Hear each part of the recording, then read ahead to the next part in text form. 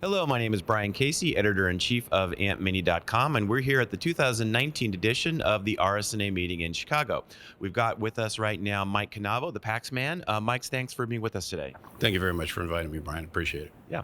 So, Mike, you've been walking the halls of McCormick Place and going down into the new AI showcase downstairs. What are some of the things that you're seeing in artificial intelligence here at RSNA? Well, the biggest thing to me with artificial intelligence is the number of vendors who have actually gone ahead and entered the marketplace. 2 years ago, there were just over 40 vendors. Last year, there were just over 70 vendors. This year, there were 129 vendors in the Oh my God, 129. 129 vendors in the That is amazing. It shocked me.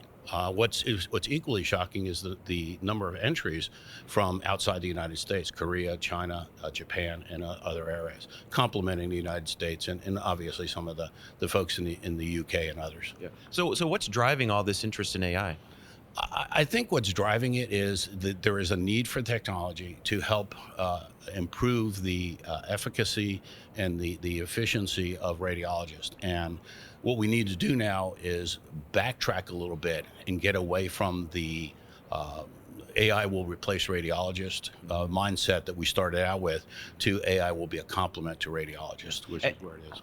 And do you think radiologists are getting that message? Do you think that radiologists are starting to understand that, AI isn't something that's going to take away their jobs?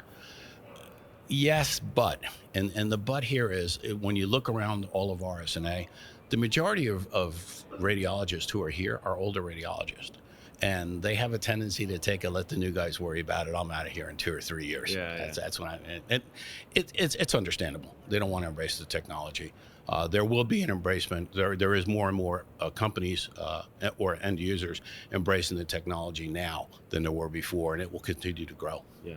So how do you see AI getting used by radiologists? I mean, with 120 companies with 200 algorithms, it's just not practical for a radiologist to be faced with 200 algorithms when they sit down at their PACS workstation. I mean, how is this going to work in the real world? There's obviously going to be a market shakeout. We can't support the number of people. So there will be mergers, there will be acquisitions, there will be companies that fall by the wayside. The difficulty comes in how do you identify what is the best algorithm for ICH, what's the best algorithm for MAMS. For example, there's 12 algorithms that have an FDA 510K clearance right now for ICH. How do you identify what's different? And that's one of the weaknesses, if you want to call it that we have in the industry, is there hasn't been any differentiator between all the companies. Yeah. Now, another side market that's kind of developed with AI is this idea of AI marketplaces or AI environments where a company has is sort of an aggregator of AI tools that are then integrated into PACS. What do you see happening in that space? That space is actually starting to grow a little bit. There were about 4 vendors who are in that market already, and there were a few more vendors downstairs who have decided to go ahead and do the aggregator or marketplace or consolidator.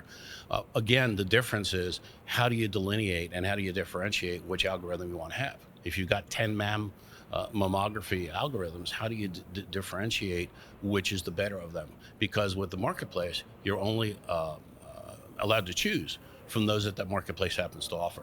So if there happens to be another one that's not there, you either have to promote or go to the marketplace people and say, hey, I want to use this one, and hope they include it, or go ahead to a different consolidator or marketplace person.